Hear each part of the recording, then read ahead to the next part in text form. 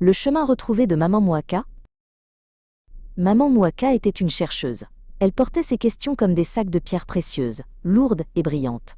Aujourd'hui, sa plus grande question la conduisait hors de la ville, vers la demeure de Fumukusu, l'homme le plus sage du village.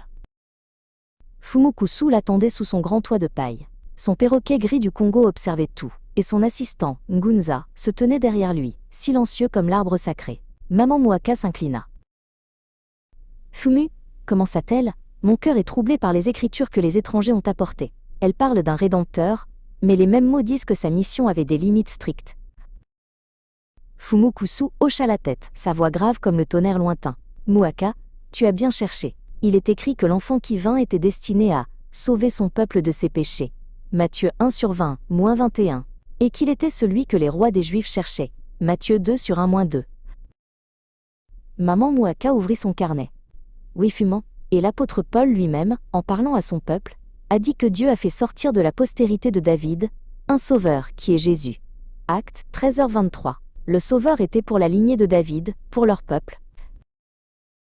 Et souviens-toi, continua Fumukusu se penchant, Jésus lui-même a dit « Je n'ai été envoyé qu'aux brebis perdues de la maison d'Israël » Matthieu 15h24. Il a clairement défini son champ. Même la foule de Jérusalem le saluait comme le roi d'Israël, Jean 13. Maman Mouaka ferma le carnet. Un silence s'installa, seulement brisé par le vent qui agitait les feuilles. Fumu, si le Rédempteur des Écritures est pour un seul peuple, alors quel est notre chemin? Fumukusu sourit. Le Très-Haut, quand il a séparé les nations, Deutéronome 32/8, a donné à chaque peuple ses propres voies pour marcher. Chaque race a ses propres traditions de salut, ses propres esprits gardiens.